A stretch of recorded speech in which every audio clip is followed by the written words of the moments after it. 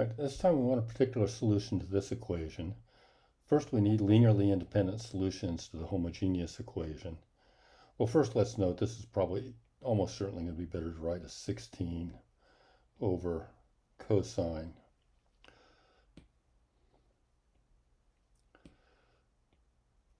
of 2x. Yeah. And for the solution to the homogeneous equation, well, that's the homogeneous equation is plus 4y equals 0. I won't go through all the solutions to that, but we can get two solutions. Linearly independent ones would be cosine of 2x and psi equals psi of 2x.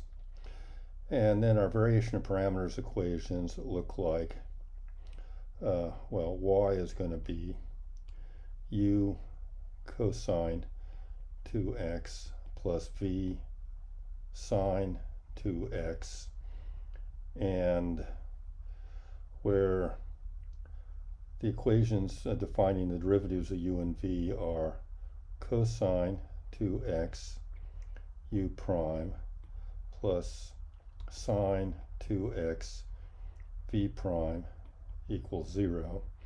We take the derivative of these coefficient functions. Derivative of cosine is minus 2 sine 2x u prime.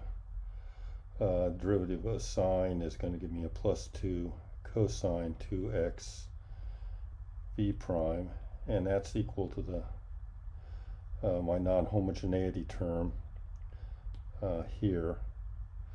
So this is going to be 16 over cosine 2x, and these equations are going to be slightly easier to solve with. Leave the first one alone.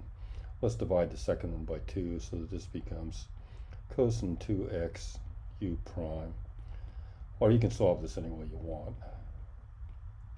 V prime equals 0, and minus sine 2x u prime plus cosine 2x v prime equals 16 over cosine 2x. Now, let's give these a name. Let's say A and B.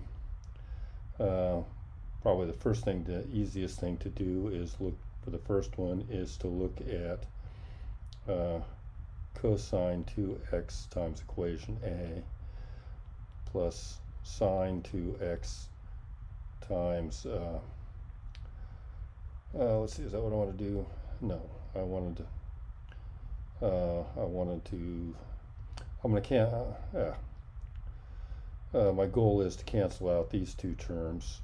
So to do that, this isn't the expression I want.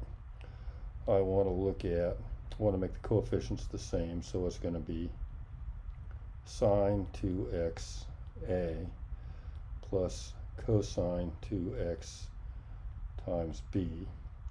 So if I do that, then the coefficients of both this term and this term become sine times cosine. The signs are different, so when I add them I get 0.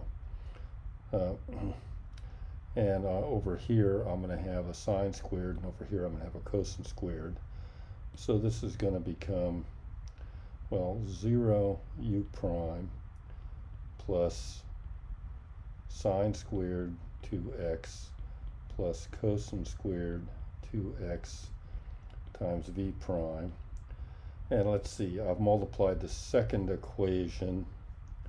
The second equation here I've multiplied by cosine, so the cosines are going to cancel out here, and this is just going to be 16, and let's see, you've probably already seen I've made an error here. Let's go back here. When I divided this equation by 2, this should have become an 8. So let's change that now. And so then this, let's see.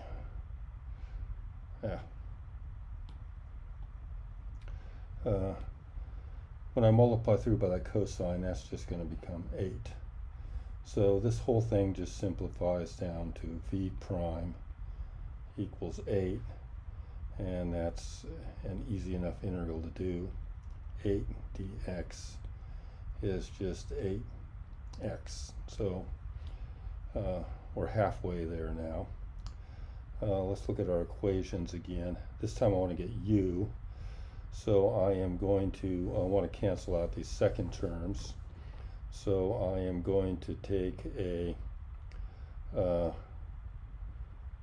cosine of 2x times equation A, and then minus a sine 2x times equation B. So doing that, that is going to have, the first equation is times cosine, so I'm going to have a cosine sine term here. Second equation is times sine, so I'm going to have a cosine sine term there. So those are going to cancel out when I subtract. All right, and so this is going to end up, well, since I'm subtracting, those terms become here. A little bit of algebra shows that this is going to become cosine squared 2x plus sine squared 2x times u prime. And let's see, what did I do on these? I multiplied this one by what? Sine, and subtracted. So this is going to be 8 sine 2x over cosine 2x, and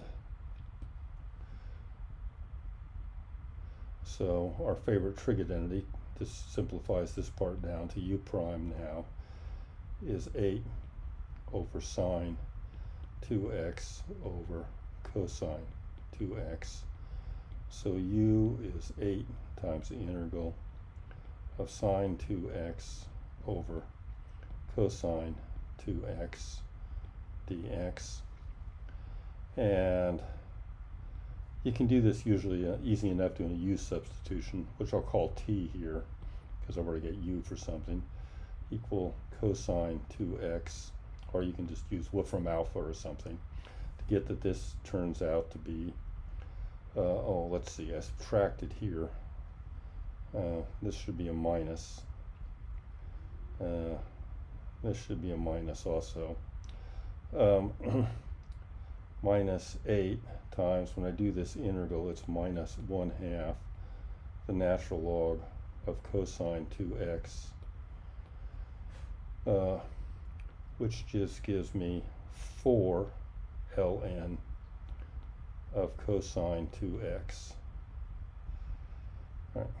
And again, if I put in, I could put in constants of integration, but since I'm only looking for the particular solution, that doesn't matter. So this now gives us that our final solution is y is u cosine 2x plus v sine 2x, which turns out to be what? 4 ln the absolute value of cosine 2x. Let me put parentheses around that, just make sure how it's grouped. 2x, and v turned out to be, where's our v? V turned out to be 8x. So this is 8x times sine 2x, and we've done it.